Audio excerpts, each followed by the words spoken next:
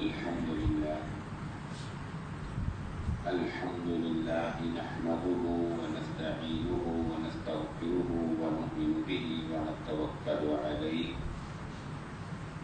ونعوذ بالله من شرور أنفسنا ومن سيئات أعمالنا من يهده الله فلا مضل له ومن يضلل فلا هادي له وأشهد أن لا إله إلا الله وحده لا شريك له وأشهد أن محمدا عبده ورسوله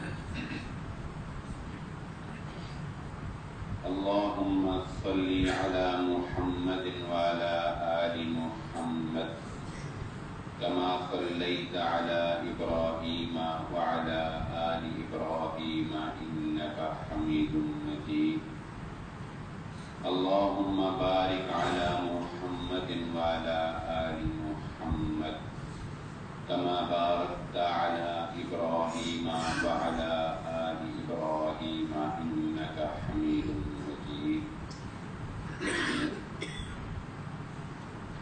رب اشرح لي صدري ويسر لي أمري واحلل عقدة من لساني يفقهوا قولي سبحانك لا علم لنا إلا ما علمتنا إنك أنت العليم الحكيم أما بعد فإن خير الحديث كتاب الله وخير الهدي هدي محمد صلى الله عليه وسلم وشر الأمور محدثاتها وكل محدثة بدعة وكل بدعة ضلالة وكل ضلالة في النار فأعوذ بالله من الشيطان الرجيم بسم الله الرحمن الرحيم قال الله تعالى في القرآن المجيد أولئك الذين كفروا بآيات ربهم ولقائه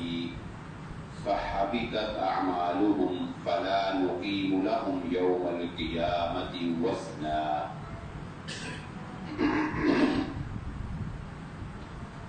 قابل صد احترام حاضرین مجلس محترم مکرم سامعین اکرام، ہر قسم کی تعریفات اس خالق مالک ارض و سماوات کے لیے اور لاکھوں کروڑوں درود و سلام آپ محمد مصطفیٰ صلی اللہ علیہ وآلہ وسلم کی ذات اقدس پر۔ جیسا کہ آپ احباب کی علم ہے اور تقریباً ہر سال ہم اس بات پر روشنی ڈالتے ہیں اور الحمدللہ اس کے نتائج بھی ہمیں دیکھنے کو ملتے ہیں، لوگوں کی اصلاح ہوتی ہے اور لوگ اپنے طرز عمل کو درست کرتے ہیں الحمدللہ۔ تو موقع کی مناسبت سے آج بھی ہم اسی بات کو سمجھیں گے اور اللہ سے دعا کرتے ہیں کہ اللہ تعالیٰ اس کو سمجھ کر ہمیں اس پر عمل کرنے کی توفیق عطا فرما دے۔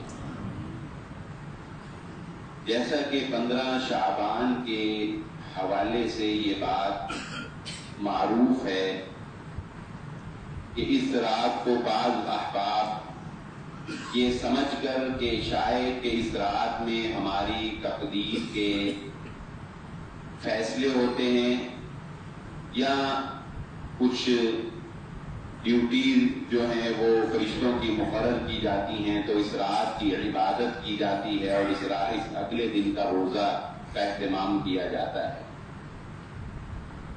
اور اس کے ساتھ ساتھ کچھ خرافات بھی ساتھ شامل ہیں جن کا دین سے تو کوئی تعلق نہیں ہے، لیکن چونکہ انسان انٹرٹینمنٹ کو، تفریح کو، لطف اندوزی کو پسند کرتا ہے، اس لیے شیطان ہر چیز کے ساتھ ساتھ تھوڑا سا یہ ٹچ بھی جوڑ دیتا ہے تاکہ انسان بور نہ ہو اور اسے دین کے نام کے اوپر لطف اندوزی بھی جو ہے وہ ہوتی رہے۔ سب سے پہلے یہ بات ذہن نشین رکھ لیجئے کہ یہ جو آیت مبارکہ سورۃ الکہف کی میں نے آپ کے سامنے پڑھی ہے، آیت نمبر 105، اس کا مطلب اور معنی یہ ہے کہ اللہ رب العزت کے ہاں قیامت والے دن وہ لوگ جو اللہ پر ایمان نہیں لائے اور آخرت کے دن پر ایمان نہیں لائے، یعنی وہ مسلمان نہیں ہوئے، چاہے وہ کتنے ہی عمل کر کے کیوں نہ آ جائیں، اللہ رب العزت کی بارگاہ میں ان کے عملوں کا کوئی وزن نہیں ہوگا۔ آپ نے دیکھا ہوگا یہ عیسائیوں کے جو پادری ہیں، کیا یہ کم جان مارتے ہیں؟ یہ شادی بھی نہیں کرواتے، راتوں کو اٹھ کر جاگ کر جو ہے وہ اپنے طریقے سے عبادتیں کرتے ہیں۔ ہندوؤں کے جو پنڈت ہیں وہ نہ جانے کس طرح دھوپ میں بیٹھ کر عبادت کرتا ہے، کوئی ننگے پاؤں عبادت کرتا ہے، کوئی کسی طرح عبادت، یعنی عجیب و غریب طریقے سے اپنی جان کو تکلیف میں ڈال کر محنت کرتے ہیں، لیکن ان کی یہ محنت، ان کی تمام تر یہ ریاضتیں، ان کی اپنی یہ عبادتیں اللہ رب العزت کے ہاں کوئی وقت، کوئی اہمیت، کوئی وزن نہیں رکھتی، کیونکہ وہ اللہ پر ایمان نہیں رکھتے، اس کے نبی محمد رسول اللہ صلی اللہ علیہ وسلم پر ایمان نہیں رکھتے۔ اس کے مقابلے میں الحمدللہ اللہ کا یہ احسان ہے مسلمان کے اوپر کہ اللہ رب العزت نے مومن آدمی کو یہ اعزاز بخشا ہے کہ مومن آدمی کا کوئی عمل بھی جو وہ کرتا ہے اللہ رب العزت اس کو ضائع نہیں کرتے، اس پر اس کو ثواب عطا فرماتے ہیں۔ اس کا رات کا سونا، اس کا دن کا جاگنا، اس کا بیوی کے پاس جانا، اس کا بچوں کے ساتھ محبت کرنا، اس کا روزی کمانا، کچھ بھی لگا لو، حتیٰ کہ راستے سے گزرنا، کچھ بھی لگا لو، اگر وہ مومن آدمی محمد عربی صلی اللہ علیہ وآلہ وسلم کی سنت کے مطابق کرتا ہے تو اس کو ثواب ملتا ہے۔ لیکن افسوس اس وقت ہوتا ہے کہ جب مومن آدمی بھی اپنی تمام تر محنت کو ضائع کروا بیٹھتا ہے، اور مومن آدمی کی محنت، مومن آدمی کا عمل اس وقت ضائع ہو جاتا ہے جب اس کا عمل، اس کا طریقہ، اس کی محنت محمد الرسول اللہ صلی اللہ علیہ وآلہ وسلم کے بتائے ہوئے دین، بتائے ہوئے طریقے، بتائی ہوئی سنت کے مطابق نہیں ہوگی۔ اس لیے بھائی یہ بات سمجھ لیجئے کہ خالی محنت کر لینا، اندھا دھند جو ہے وہ لگے رہنا، یہ کوئی کمال نہیں ہے۔ دین اسلام کا یہی خاصہ ہے کہ محمد الرسول اللہ صلی اللہ علیہ وآلہ وسلم نے انتہائی اعتدال کے ساتھ زندگی بسر کی ہے، اور اسی اعتدال میں مسلمانوں کے لیے خیر ہے، مسلمانوں کے لیے بھلائی چھپی ہوئی ہے۔ وہ 3 افراد کا مشہور حدیث کا واقعہ اشارہ کر کے ہم آپ بات آگے لے چلیں گے، جو یہ کہنے لگے تھے کہ ایک کہنے لگا میں شادی نہیں کرواؤں گا، ایک کہنے لگا میں ہمیشہ روزے رکھوں گا، ایک کہنے لگا میں ساری رات قیام کروں گا۔ اب آپ بتائیے کیا یہ کم محنت کے کام تھے؟ یہ کوئی کم محنت تھی کہ شادی نہ کروائی جائے؟ کس لیے نہ کروائی جائے کہ ریاضت میں، عبادت میں زندگی گزرے؟ کیا یہ کم محنت ہے کہ انسان سارا زندگی ہی روزے رکھے؟ لیکن محمد الرسول اللہ صلی اللہ علیہ وسلم نے فرمایا نہیں، میں محمد صلی اللہ علیہ وآلہ وسلم جو میرے طریقے سے تجاوز کرنے کی کوشش کرے گا، یاد رکھ لو تم میں سے سب سے زیادہ متقی، پرہیزگار، اللہ کے قریب اگر کوئی ہے تو وہ محمد الرسول اللہ صلی اللہ علیہ وسلم ہے۔ اس سے تجاوز کرنے کی کوشش کرو گے گمراہ ہو جاؤ گے۔ میں رات کو سوتا بھی ہوں، قیام بھی کرتا ہوں، شادیاں بھی کی ہیں، افطار بھی کرتا ہوں، روزے بھی رکھتا ہوں۔ نبی صلی اللہ علیہ وآلہ وسلم کے طریقے سے بڑھ کر طریقہ اپنانا گمراہی ہے، وہ بدعت کے ذمن میں آ جاتا ہے۔ اس لیے یہ بات ایک پلے باندھ لیجئے کہ محنت چاہے تھوڑی ہو، عمل چاہے قلیل ہو، لیکن وہ اس وقت کامیابی کے سے ہمکنار ہوگا، اللہ کی بارگاہ میں قبول ہوگا جب وہ محمد الرسول اللہ صلی اللہ علیہ وسلم کی سنت کے مطابق ہوگا، وگرنہ وہ عمل کے پہاڑ جو ہیں وہ ایک پر ایک کاہ کی طرح اڑا دیے جائیں گے اللہ رب العزت کی دربار میں، جو محمد رسول اللہ صلی اللہ علیہ وسلم کی سنت سے مطابقت نہیں رکھتے۔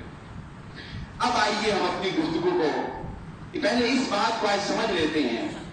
میں نے جمعہ میں بڑی ڈیٹیل سے بدعت کی تعریف اور اس کے جو بھی امور تھے وہ بڑی ڈیٹیل سے بیان کیے ہیں.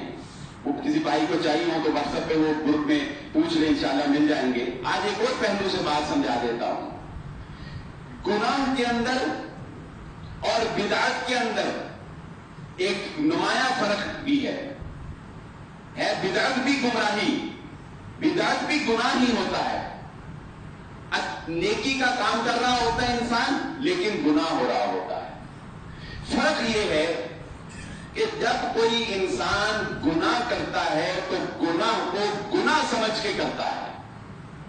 بدعت کے اندر یہ خرابی پائی جاتی ہے کہ بدعتی آدمی اس کو گناہ کو نیکی سمجھ کے کر رہا ہوتا ہے. اس کے سائیڈ ایفیکٹس کیا ہیں؟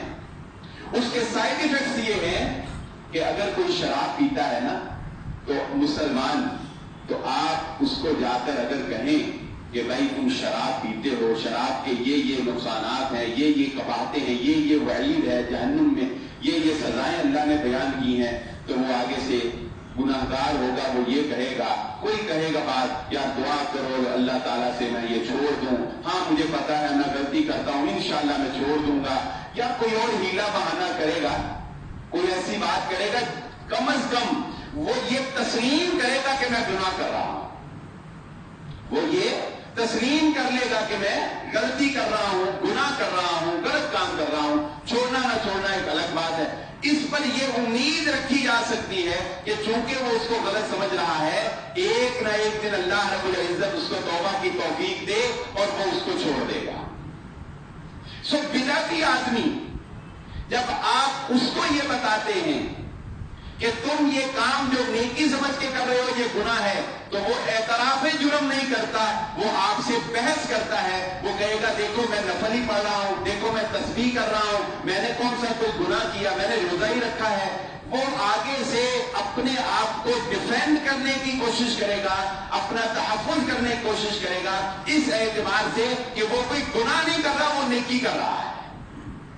اس لیے سب سے پہلے گناہگار کو یہ نہیں بتانا پڑتا کہ تو گناہ کر رہا ہے، اس کو صرف یہ بتانا پڑتا ہے کہ تو گناہ کر رہا ہے، اسے توبہ کر لے. اس کو گناہگار ثابت نہیں کرنا پڑتا. لیکن بدعتی آدمی کو جب سمجھانا ہو تو اس کو پہلے یہ بات سمجھانی چاہیے کہ جو تم کام کر رہے ہو وہ نیکی نہیں ہے، وہ گناہ ہے. جب وہ گناہ مانے گا پھر توبہ کرے گا نا. اس لیے یہ بات ذہن نشین رکھ لیجئے کہ یہ بات سمجھنا بے حد ضروری ہے کہ بدعت ہے کیا، اور جو آدمی اس کا شکار ہے وہ اس کو گناہ سمجھ لے. ہاں جب وہ اس کو گناہ سمجھ لے گا تو پھر اللہ رب العزت کی توفیق سے وہ توبہ بھی کر لے گا. اور بدعتی آدمی کی مثال وہی ہے کہ وہ عبادت کرے، وہ محنت کرے، وہ کوشش کرے، لیکن اس کی عبادت اور اس کی محنت اور اس کی تمام تر ریاضتیں جو ہیں وہ اللہ رب العزت کے ہاں قابل قبول نہیں ہیں. اس کا عمل ضائع ہے. نہ صرف ضائع ہے بلکہ رسول اللہ صلی اللہ علیہ وسلم کے فرمان کے مطابق وہ گمراہی ہے، اور ہر گمراہی انسان کو جہنم میں پہنچا دینے والی ہے. اب آئیے اس بات کو حضرت عبداللہ بن مسعود رضی اللہ تعالیٰ عنہ کی ایک حدیث سے سمجھتے ہیں. اور میں سمجھتا ہوں یہ حدیث جس کو سمجھ میں آ گئی، جس کو حضرت عبداللہ بن مسعود رضی اللہ تعالیٰ عنہ کی یہ حدیث سمجھ میں آ گئی، یقین مانیے اس کو بدعت کی سمجھ آ گئی. کسی اور دلیل کی انشاءاللہ ضرورت نہیں، بشرطے کہ انسان سمجھنا چاہتا ہو. یہ بھی بہت ضروری ہے، انسان سمجھنا چاہتا ہو. جو سمجھنا نہ چاہتا ہو اللہ رب العزت بھی اس کو ہدایت سے ہمکنار نہیں کرتے. حضرت عبداللہ بن مسعود رضی اللہ تعالیٰ عنہ کو کوفے کے اندر مقرر کیا گیا تھا. کیا دیکھتے ہیں صبح کے وقت آپ کے شاگرد خاص حضرت ابو موسیٰ اشعری رضی اللہ تعالیٰ عنہ، صحیح حدیث ہے، وہ آپ کے دروازے پر منتظر ہیں کہ کب شیخ باہر تشریف لائیں، کیونکہ آپ کی حیثیت ایک استاد بلکہ استاد الاستاد کی تھی. تو ادب اور احترام اتنا تھا کہ یہ ضرورت نہیں تھی کہ کوئی دستک دے کر آپ کی نیند میں یا آپ کے شیڈول میں خلل ڈالے.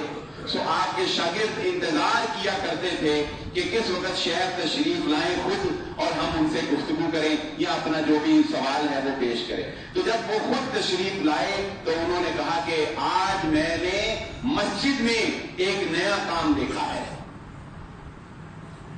حضرت عبداللہ بن مسعود رضی اللہ تعالیٰ عنہ نے ابو موسیٰ اشعری رضی اللہ تعالیٰ عنہ چلو چلتے ہیں مسجد میں جا کر دیکھتے ہیں.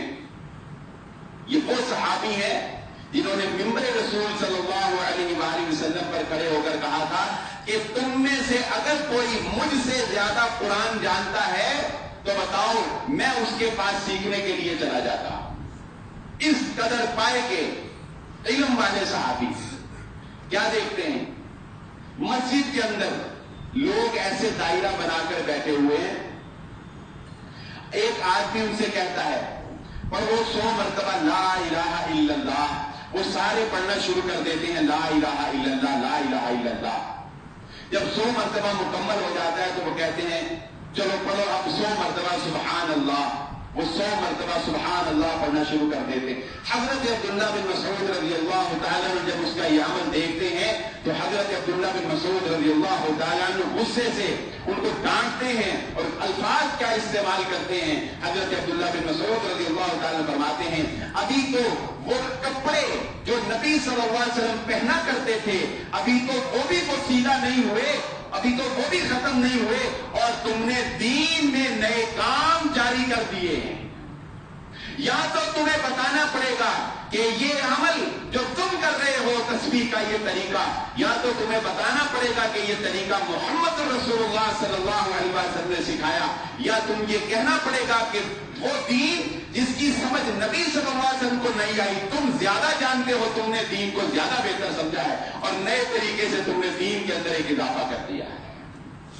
جو حضرت عبداللہ بن مسعود رضی اللہ تعالیٰ عنہ نے اس حلقے کو وہاں سے ختم کروا دیا. اور یہ طریقہ خاص جو انہوں نے اختیار کیا ہوا تھا اس کو حضرت عبداللہ بن مسعود رضی اللہ تعالیٰ عنہ نے بدعت قرار دیا. ایک اور روایت سن لیجیے جامع ترمذی کی ہے حدیث نمبر 196. یہ حدیث ویسے علامہ البانی رحمہ اللہ نے اس حدیث کو ضعیف قرار دیا ہے، لیکن میں مولانا تقی عثمانی حفظہ اللہ کی جب میں یہ اسٹڈی کر رہا تھا تو مولانا تقی عثمانی کی بدعت کے موضوع کے اوپر میں کتاب پڑھ رہا تھا کہ ان کا کیا موقف ہے، تو انہوں نے یہ حدیث جو ہے اپنی کتاب میں نقل کی. تو پھر میں نے وہ حدیث تو پڑھی لیکن آگے پھر میں نے اس کی تحقیق کی کہ اس کا حکم کیا ہے، تو بعد وہ ضعیف ہے.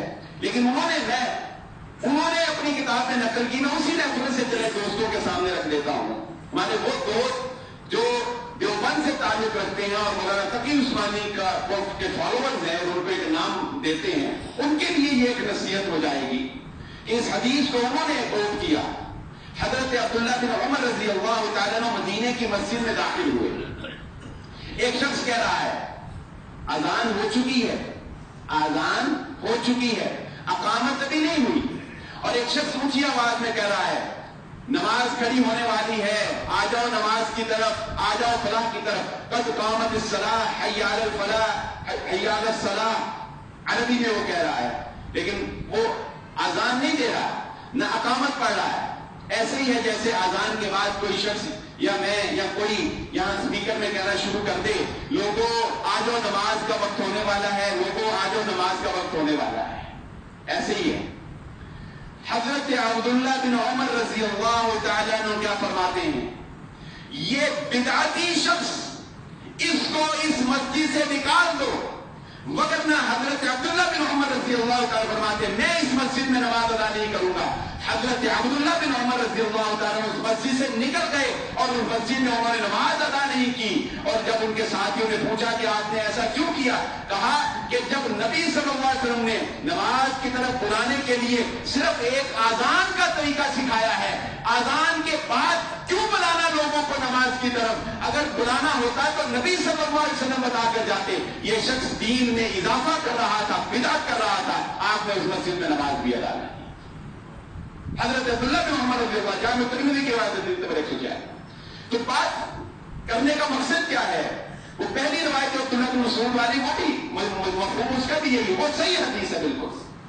تو صحابہ کرام کی زندگی इन उमूर से भरी पड़ी आपको मिलेगी कि जहां पर उनको ये नजर आ जाता था कि ये तरीका मेरे नबी का नहीं है, इस तरीके को मैंने अपने नबी से नहीं देखा, वो उसी वक्त उस तरीके को छोड़ देते थे, उसके ऊपर अमल करने को वो नेकी नहीं समझते थे बल्कि बिदअत समझते थे। तो ये बात समझ लीजिए कि इस 15 शाबान की रात के हवाले से या दिन के हवाले से इस बात को तमाम मुहक्किक उलमाए किराम मुत्तफिक तौर पर तस्लीम करते हैं। और मैं हर साल मौलाना शफी उस्मानी रहमहुल्लाह ताला की तफसीर सूरत दुखान का हवाला देकर बता देता हूं कि उन्होंने भी इस बात को अपनी तफसीर में तस्लीम किया है कि इस रात की फजीलत, इस रात की खास इबादत, जैसा कि कोई रवायात आपको आएंगी व्हाट्सएप पर, फेसबुक पर के सोच नफल पढ़ने का इतना सवाब है, इस दिन के रोजे रखने का इतना सवाब है, तो तमाम तर रवायात जो हैं वो सनद के एतबार से मुहक्किक उलमाए किराम ने या तो उनको मौजू करार दिया है मनगढ़ंत, और या वो रवायात ज़ईफ हैं। कोई रवायत इस मौजू के ऊपर इस रात की खास इबादत, इस रात की खास इबादत, कोई नफली इबादत या कोई दिन के रोजे के बारे में कोई भी सही हदीस मोहम्मद रसूलुल्लाह सल्लल्लाहु अलैहि वसल्लम से साबित नहीं है। इसलिए ये बात बहुत जरूरी है कि जब हमने किसी काम को दीन का दर्जा देना है, ये एक दकीक सा फर्क है, इसकी भी वजाहत मैं कर देता हूं। जब हमने किसी काम को दीन का दर्जा देना है तो दीन का दर्जा देने के लिए उसके मुतालिक नबी सल्लल्लाहु अलैहि वसल्लम से सही तरीके से सही हदीस में सबूत मिलना उसका जरूरी है। ज़ईफ रवायात के बारे में थोड़ा सा इख्तिलाफ है, वो भी सुन लीजिए। ज़ईफ रवायात हमारे जो देवबंद उलमाए किराम हैं और अल्लामा इब्न हजर अल अस्कलानी रहमहुल्लाह ताला का भी एक कौल ये पाया जाता है कि वो ये कहते हैं कि ज़ईफ रवायात को बतौर नसीहत, यानी ज़ईफ रवायत में कोई वाकया बयान हुआ है या कोई ऐसी बात बयान हुई है जिससे लोगों को डराया जा सकता है, अमल पर लगाया जा सकता है, तो वो ये एक मौक़िफ़ रखते हैं कि ज़ईफ रवायात को बतौर नसीहत या वाज के दौरान बयान करने की गुंजाइश मिलती है, लेकिन ज़ईफ रवायात से इस्तिदलाल करना, ज़ईफ रवायात से मसाइल की बुनियाद रखना, ज़ईफ रवायात के ऊपर किसी मसले को खड़ा कर देना, इस बात का मुहक्किक उलमाए किराम और मुहद्दिसीन में से कोई भी कायल नहीं है, याद रख लीजिएगा। इसलिए ये बात बिल्कुल रोजे रोशन की तरह वाज़ेह तौर पर कही जा सकती है कि 15 शाबान की रात और दिन के मुताल्लिक कोई भी अमल जो है वो रसूलुल्लाह सल्लल्लाहु अलैहि वसल्लम से साबित नहीं, इसलिए खास करके इस दिन कोई अमल नहीं करना चाहिए। बाद हमारे इससे एक स्टेप नीचे चले जाइए। ये जो अब तक गुफ्तगू हुई थी ना, ये एक खास तबका या एक खास फिक्र के लोगों को यहां तक समझ आई जो दीन के मुतालिक थोड़ी समझ बूझ रखते हैं। हमारे वो भाई जो दीन के मुतालिक थोड़ी समझ बूझ रखते हैं, उनको यहां तक एक बात समझ में आ गई। अब इससे भी एक निचला तबका है हमारे तो भाइयों का, उम्मत मुस्लिमा का, जो इससे भी नीचे जाकर गुफ्तगू करते हैं और समझते हैं, सोचते हैं। अब मैं उनको समझाने की कोशिश करता हूं। वो ये मिसालें समझ कर कहते हैं कि देखो, नबी सल्लल्लाहु अलैहि वसल्लम के दौर में ये मस्जिदें पुख्ता नहीं थी, नबी सल्लल्लाहु अलैहि वसल्लम के दौर में पंखे नहीं थे, स्पीकर नहीं थे, मीनार नहीं थे, ये मेहराब नहीं था। इस तरह की मिसालें जो बिल्कुल जाहिल है, वो तो बहुत गलत जुबान इस्तेमाल करते हैं ना, लेकिन ये भी एक तबका वो ये समझता है कि शायद ये चीजें नहीं थी, आज अगर हम इनको अपनाए हुए हैं, ये बिदअत नहीं है, तो इस तरह दीन में कोई भी काम कर लिया जाए वो भी बिदअत नहीं है, वो भी बिदअत नहीं। समझ लीजिए बात, फर्क पर समझ लीजिए। हर काम, हर अच्छा काम, हर नेकी वाला काम बिदअत नहीं होता। बिदअत वही होगी جو دین میں اضافہ ہوگا. اور تاریخ سمجھ لیجئے بدعت کی. کوئی بھی ایسا کام جو رسول اللہ صلی اللہ علیہ وآلہ وسلم سے اور آپ کے صحابہ کرام سے اسباب ہونے کے باوجود، اس دور میں اسباب ہونے کے باوجود ثابت نہیں ہے، آج اگر کوئی اس کو دین بنا کر کرتا ہے تو وہ بدعت قرار پائے گا. نبی ضرورتوں کے تحت کام کیے جاتے ہیں. اب بات کو مثال سے سمجھاتا ہوں. ضرورت ہے کہ جب امام گفتگو کرے تو ضرورت ہے کہ اس کی آواز دور تک جائے اگر مجمع بڑا ہے تو. اب نبی صلی اللہ علیہ وآلہ وسلم کے دور میں یہ سپیکر نہیں تھا، یہ مائک نہیں تھا، یا اس طرح کا کوئی آلہ نہیں تھا، تو ضرورت تھی کہ آواز دور تک جائے. تو طریقہ کیا اختیار کیا گیا کہ پیچھے ایک شخص کو کھڑا کر دیا گیا کہ تم امام کی آواز کو پیچھے دوہرا دینا. جیسے آج بھی آپ دیکھیں گے کہ جنازے میں جہاں اسپیکر نہیں ہوتا وہاں پیچھے مکبر کھڑا ہو جاتا ہے نا، جسے ہم مکبر کہتے ہیں. یعنی امام اللہ اکبر کہتا ہے تو اس کے بعد وہ بھی اللہ اکبر کہتا ہے. کیوں؟ آواز دور تک پہنچ جائے. اب اس وقت سپیکر کے وسائل ہی نہیں تھے تو اس کو کیسے اختیار کیا جاتا. آج اگر ہم سپیکر استعمال کرتے ہیں تو یہ دین کے فروغ کے لیے استعمال کرتے ہیں. اس کو ہم نے کوئی دین میں اضافہ نہیں کیا ہے، کوئی دین سمجھ کے نہیں ہم نے اس کو اختیار کیا ہوا ہے. یہ سیمنٹ کی مسجدیں، یہ مینار، یہ سارا کچھ، یہ محراب، یہ کیا ہے؟ اس کے اسباب ہی اللہ کے نبی صلی اللہ علیہ وآلہ وسلم کے دور میں موجود نہیں تھے. آج اسباب ہیں. جیسا کہ ایک اور مثال سے سمجھا دیتا ہوں.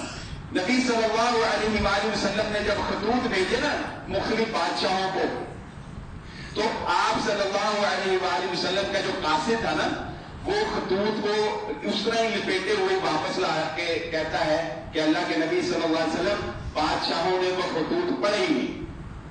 بادشاہوں نے وہ خط آپ کے جو خط تھے پڑھے ہی نہیں.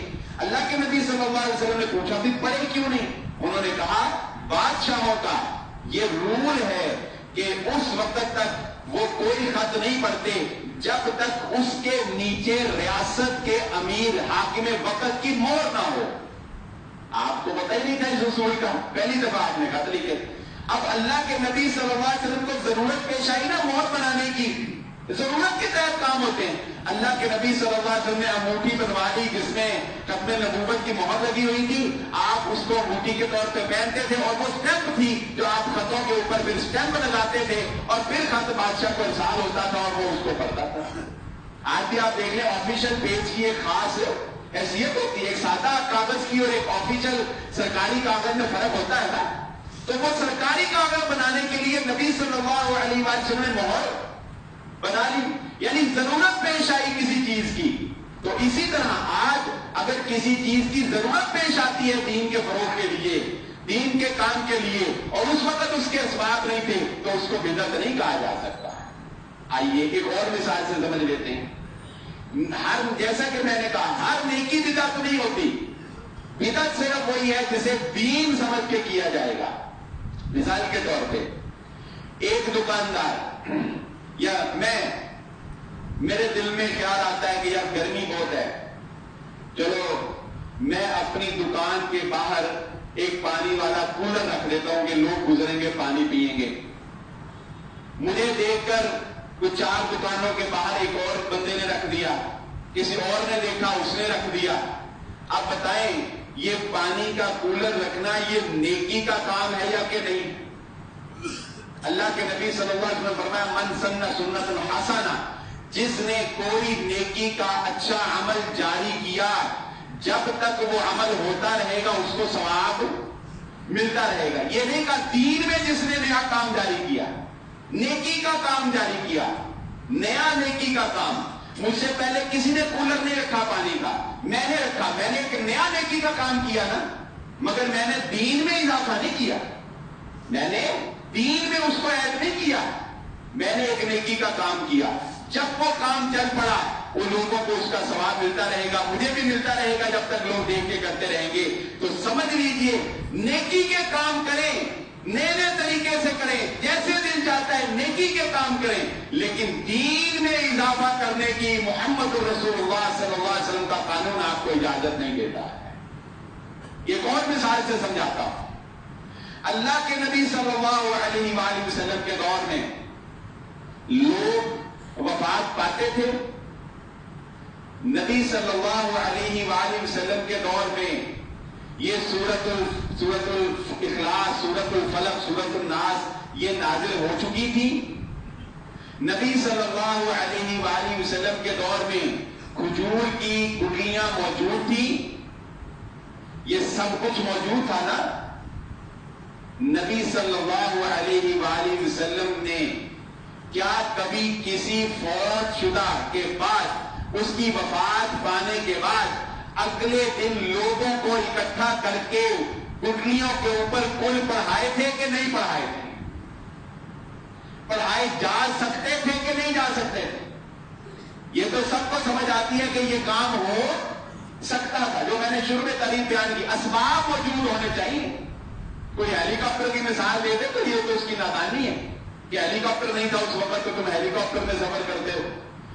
اسباب موجود تھے ان کاموں کے، یہ کام کل 40واں 10واں 30واں 7واں یہ ہو سکتا تھا۔ سامنے پھل رکھ کر اس پر پھونکیں ماری جا سکتی تھی، مگر محمد الرسول اللہ صلی اللہ علیہ وسلم نے اور آپ کے صحابہ نے یہ کام نہیں کیا۔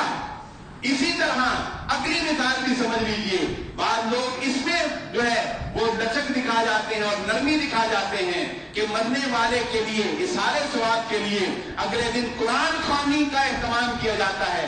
بتائیں نبی صلی اللہ علیہ وسلم کے دور میں صحابہ اکرام کو تو زبانی قرآن یاد تھا، اصحاب الصفہ تھے تو قرآن ہر وقت سمجھتے سیکھتے رہتے تھے۔ کیا کسی فوت شدہ کے بعد نبی صلی اللہ علیہ وسلم نے کہا آؤ میرے سارے صحابہ، میرا چچا حمزہ فوت ہو گیا ہے، جس کو جتنا قرآن یاد ہے بیٹھ کے پڑھو، ہم نے حمزہ کو بخشوانا ہے، بتاؤ؟ کیا؟ اللہ کی قسم جھوٹ ہے یہ، میں دعوے سے یہ بات کہہ سکتا ہوں، اور جس بندے نے مدرسے کا ماحول دیکھا ہے میں یقیناً یہ بات پورے وثوق سے کہہ سکتا ہوں کہ بچے ایسے پڑھ رہے ہوتے ہیں، کیسی نادانی، بچے ایسے استاد کو بھی پتا، میں مانتا ہی نہیں استاد کو نہ پتا ہو، استاد کو اس بے ایمانی کا بالکل پتا ہے، آنکھیں بند کر لیتا ہے وہ۔ ایسے بچے لائن میں بیٹھے ہوئے ہیں، ایک بندہ آتا ہے جی میری والدہ وفات پا گئی ہے، اس کے لیے قرآن چاہیے، وہ ایک بچے کو کہتا ہے جو قرآن پڑھ، قرآن لے آؤ، وہ کتنے پڑھے؟ وہ کہتا ہے میں نے 2 پڑھے، وہ کہتا ہے میں نے 3 پڑھے، وہ کہتا ہے میں نے 4 پڑھے، فرضی پڑھے نہیں پڑھے ایسے ہی کا۔ اور وہ جناب ایک پھیرا ایسے لگا کے آ کے کہتا ہے جی آپ کی والدہ کے لیے 4 قرآن ہو گئے، لوگ 1000 کا نوٹ اس کو بناتا ہے، چلو جی 4 قرآن لے کے نہ اپنی والدہ وہ کھڑے کھڑے بخش دیے، چلو جی بس۔ زندگی میں چاہے ماں کو ستا مارا ہو، اور بعد میں یہ بڑا سوکھا کام ہے کہ مدرسے جاؤ اور 4-5 قرآن اکٹھے کر لو۔ اللہ کا دین اتنا سستا نہیں ہے۔ محنت وہی جو انسان نے خود کرنی ہے، محنت وہی جو انسان نے عمل کر کے دکھانا ہے۔ بتاؤ نبی صلی اللہ علیہ وسلم صحابہ سے یہ کام لے سکتے تھے کہ نہیں لے سکتے تھے؟ نبی صلی اللہ علیہ وسلم صحابہ کو کہہ سکتے تھے میرا فلاں صحابی شہید ہو گیا، چلو جس کو قرآن یاد ہے پڑھ کے بخش دو، مگر محمد الرسول اللہ صلی اللہ علیہ وسلم نے یہ کام نہیں کیا۔ ہم کہتے ہیں آج اگر کوئی کرتا ہے تو یہ بدعت ہے، دین میں اضافہ ہے۔ یہ بھی سمجھ لیجئے کہ دین میں اضافہ کیوں ہے۔ آج یہ بھی سمجھ لیجئے، جب کہ آپ کہیں گے جی کوئی ویسے ہی کوئی پڑھ لے دین نہیں سمجھتا تو کوئی بات نہیں، سمجھیں اس بات کو بھی۔ جب کوئی انسان مر جاتا ہے آپ اس کو ایک خاص طریقے سے غسل دیتے ہیں، آپ اس کو ایک خاص طریقے سے جنازہ لے کر جا کے جنازہ پڑھاتے ہیں، آپ اس کو ایک خاص طریقے سے اس کی قبر کھدواتے ہیں، خاص طریقے سے اس کو لحد میں اتارتے ہیں، اتارنے کے بعد اس کی قبر پر دعا کرتے ہیں، دعا کرنے کے بعد گھر آ کے 3 دن تک جو شریعت نے اجازت دی ہے افسوس کی، اس کے افسوس کے لیے اظہار کرتے ہیں۔ یہ سارا پروسیس آپ کیوں کرتے ہیں؟ بتائیے یہ سارا پروسیس آپ کیوں کرتے ہیں؟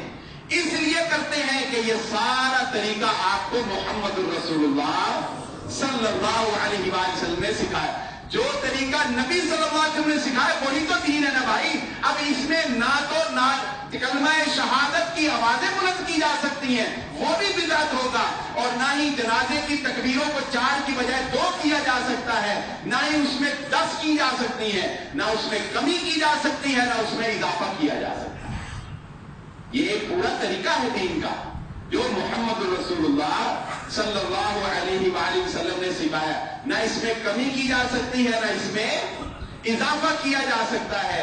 سو یہ دین ہے، یہ دین ہے. دین کسی کی، میری تیری کسی کی بات نہیں ہو سکتی. دین اگر کسی کی بات ہو سکتی ہے تو وہ محمد رسول اللہ صلی اللہ علیہ وسلم کی بات ہے، جس کو امام مالک رحمہ اللہ تعالی نے مسجد النبوی میں بیٹھ کر کہا تھا کہ کائنات کی ہر ہستی کو چیلنج کیا جا سکتا ہے، اگر کسی کی بات کو چیلنج نہیں کیا جا سکتا تو وہ بات محمد رسول اللہ صلی اللہ علیہ وسلم کی بات ہے. سو یہ بات ذہن نشین کر رہے ہیں ہم لوگ، اور اس حقیقت کو تسلیم کرنا چاہیے. دیکھیے انسان کو حقیقت پسند ہونا چاہیے، چاہے وہ کسی بھی مکتبہ فکر سے کیوں نہ ہو. اس حقیقت کو بھی ہمیں تسلیم کر لینا چاہیے کہ ہم بہت سی بدعات کو صرف منہ ملازے کے لیے کرتے ہیں. صرف بہت بدعات کو ہم صرف کس لیے کرتے ہیں؟ منہ ملازے کے لیے. منہ ملازہ رکھنا پڑتا ہے. یہ دلیر آدمیوں کے کام ہوتے ہیں، چند دلیر آدمی ہوتے ہیں جو منہ پہ کسی کو کہتے ہیں کہ نہیں بھائی، ورنہ ہم جیسے کمزور تو کوئی دوگلی سی بات کر کے کہ چل میرے کو ووٹ بھی منگنا ہے، کوئی کوڑا چناؤ نہیں دے دینا، کوئی اس طرح کی بات کرتے ہیں نا، بول سی کہ اپنا بھی ایمان رہ جائے، اس کی بھی گل رہ جائے، بیچ میں کوئی راستہ نکل آئے. تو بہت سی بدعات بہت سی دفعہ ہوگا قرآن خوانی میں آپ کو شرکت اس لیے کرنی پڑے گی، آپ کہیں گے یار چل حاضری لوا کے آ جائیں گے. بہت سی جگہ پر آپ کو اس لیے جانا پڑتا ہوگا. تو ہم اس بات کو بھی تسلیم ہمیں کر لینا چاہیے کہ ہم بدعات کو بدعت سمجھتے بھی ہیں، لیکن ایک ریت رواج چل رہا ہے، اس ریت رواج کے تحت ہم بھی چلی جا رہے ہیں. دنیا میں تو گول مول بات ہو جاتی ہے، اللہ کے سامنے گول مول بات نہیں ہوگی. اللہ ہماری ان گول مول باتوں سے درگزر فرما دے، اللہ ہمیں حق کے اوپر ڈٹ جانے والا بنا دے. بہت سے لوگ، اب میں نے شروع میں ایک بات کہی تھی جو شاید آپ کو ابھی میں دہراؤں گا تو آپ کے ذہن میں آ جائے گی. میں نے شروع میں ایک بات کہی تھی کہ بدعت یہ تو چلو ہوتی گمراہی ہے اور ایک نیک کام ضائع کرا دیتا ہے، لیکن شیطان نا اس میں دین کے کام میں تھوڑی سی نا لطف اندوزی، انٹرٹینمنٹ ضرور شامل کر دیتا ہے تاکہ مزہ بھی آتا رہے. کنڈے کا ختم کو کھانے کو بھی کچھ ملتا ہے نا، مزہ بھی آتا ہے. اگلے دن کوئی ختم دلاتا ہے، وہ جی پل پر آگے بھیج دیں گے، ایسی تیسی ساتھ بعد میں کوئی تھالے شالے بھی کھلانے پڑتے ہیں، ورنہ کوئی نہ آئے. کچھ بریانی بھی کی دیگ بھی پر 40ویں تھے، بریانی کی دیگیں بھی 2 پکانی پڑتی. اچھا شب برات کو دیکھ لیں، چلو عبادتوں کو تو ایک طرف رکھ دو، وہ تو چلو ہم کہتے ہیں بدعت میں آ گئی کیونکہ نبی صلی اللہ علیہ وسلم ثابت نہیں. کوئی بندہ پوچھے، یہ آئیڈیل والے ناراض نہ ہو جائیں، ان کی تو رزق کا ہے، ادھر بھی ماشاءاللہ ہمارے بڑی رونق لگتی ہے. یہ جو کچوریاں، یہ جو قیمتی والے نان، اور بیچارے والدین جو اپنی بچیوں کو شبراتے بیچتے ہیں 5,000 10,000 ساتھ قیمتی والے نان، ساتھ وہ قیمتی والے روٹیاں، اور اس کے ساتھ ساتھ اور بڑی بڑی خرافات ہیں. یہ کیا ہے بتائیں؟ یہ کیا ہے؟ اس کو تو بدعت کہیں گے، کیا کہیں گے؟ یہ کیا ہے؟ یہ وہ انٹرٹینمنٹ ہے جو دین کے نام کے اوپر شیطان ساتھ ایڈ کر دیتا ہے تاکہ لوگوں کو مزہ بھی آتا ہے. اسی طرح بچوں کو خوش کرنے کے لیے اب تو یہ ایک انتظامی امور کے تحت شبرات کے اوپر جو پٹاخے تھے ان میں کمی آ گئی انتظامی امور کے تحت. مگر نہ ابھی بھی جہاں کسی کا زور چلتا ہے وہ پٹاخے چلاتا ہے کہ نہیں چلاتا ہے؟ تو پھر یہ پٹاخے کیا ہے؟ اسی طرح میں اکثر مثال دیتا ہوں 12 ربیع الاول کے اوپر، اور رمضان المبارک میں بھی یہ نظر آئے گا آپ کو تاکراتوں میں کہ یہ ہلا کلا، یہ سب کچھ کیا ہے؟ یہ گلیوں کو سجا کے مخلوق ماحول میں پھرنا، یہ سب کچھ کیا ہے؟ اس کو تو کوئی بھی عالم دین نہیں کہہ سکتا، نیکی نہیں کہہ سکتا، ثواب نہیں کہہ سکتا. یہ کیا ہے؟ یہ دھوکہ ہے جو بدعت میں چاشنی پیدا کرنے کے لیے، बिदअत को खूबसूरत बनाने के लिए, ताकि उसमें मजा आता रहे, लुत्फ आता रहे, बोरियत ना हो, ये शैतान साथ में ऐड कर देता है ये चीजें भी, कि इसमें लोग जो है वो साथ नेकी भी करें, साथ इबादतें भी करें और साथ लुत्फ अंदोज भी होते हैं। आज की गुफ्तगू का लुत्फ़ लुभाव और खुलासा समझ लीजिए। सबसे पहली बात आपके सामने ये गोश्त गुजार कर दी कि बिदअती इंसान के आमाल, मेहनत चाहे वो कितनी करे, वो तमाम आमाल जाया हैं।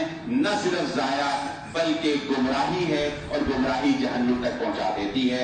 दूसरी बात आपके सामने ये रखी कि बिदअती आदमी चूंकि उसको नेकी समझ के कर रहा होता है, इसलिए ये बात बहुत जरूरी है कि पहले उसको ये बात बावर करवाई जाए कि तुम जो काम नेकी समझ के कर रहे हो, दर हकीकत ये नेकी नहीं बल्कि ये गुनाह है। तीसरा एक बहुत अहम नुक्ता जो हजरत अब्दुल्लाह बिन मसऊद रज़ी अल्लाह तआला अन्हु की हदीस मैंने आपके सामने बयान कर दी, जो उनकी मस्जिद का वाकया था, वो एक बड़ी ही बाज़ोर जो है वो बिदअत को समझने के लिए दलील है हजरत अब्दुल्लाह बिन मसऊद की। मौलाना तकी उस्मानी के रेफरेंस से वो एक हदीस जामिअ तिर्मिज़ी की हजरत अब्दुल्लाह बिन उमर की, वो भी मैंने आपके गोश गुजार कर दी। अहम नुक्ता आपके सामने ये रखा कि बिदअत की तारीफ में ये बात आपके सामने रखी कि नंबर एक, बिदअत वो काम होता है जो दीन में इजाफा हो, उसके अलावा आप नेकियों में इजाफा करते रहें, वो कोई ऐसी बात नहीं। नेकियां ज्यादा से ज्यादा जदीद तरीके से नेकियां करते रहें, वो कोई नहीं। दीन के काम में इजाफे की दीन आपको इजाजत नहीं देता। दूसरा नुकता आपके सामने रखा कि जो लोग ये कह देते हैं कि जी ये पंखा भी बिदअत है, ये माइक भी बिदअत है, उनको ये बात समझाने की जरूरत है कि नबी सल्लल्लाहु अलैहि वसल्लम के दौर में असबाब के होने के बावजूद आपने जो काम नहीं किया, आज अगर करेंगे तो बिदअत है। ये सारी चीजें तो हमारे जरूरियात हैं, और उस वक्त इनके असबाब नहीं थे, आज असबाब है, हमने इख्तियार कर ली। उसमें मैंने आपको 2-3 मिसालें भी, नबी सल्लल्लाहु अलैहि वसल्लम की अंगूठी की मिसाल और इस तरह 1-2 मिसालें जो है वो मैंने आपके गोश गुजार कर दी। और उसके बाद आखिर में आपके सामने जो है ये बात भी रख दी कि नबी सल्लल्लाहु अलैहि वसल्लम के दौर में कुल 40वां 30वां ये सारे असबाब थे, लेकिन आपने नहीं किए। आज अगर कोई करता है तो वो गलत है। और आखिर में आपके सामने ये बात रखी कि शब बारात के मुतालिक बयान की जाने वाली तमाम तर रवायात जो है वो ज़ईफ हैं या मनगढ़ंत हैं। इस कोई रात की खास इबादत या दिन का रोजा नबी सल्लल्लाहु अलैहि वसल्लम में साबित नहीं है। और इसके साथ साथ हम जो इस दिन ये पराठे चलाते हैं और ये कचौरियां और ये सब कुछ जो हम काम करते हैं, ये भी इनका भी दीन से कोई ताल्लुक नहीं है। नबी सल्लल्लाहु अलैहि वसल्लम और आपके सहाबा का ये अमल नहीं था।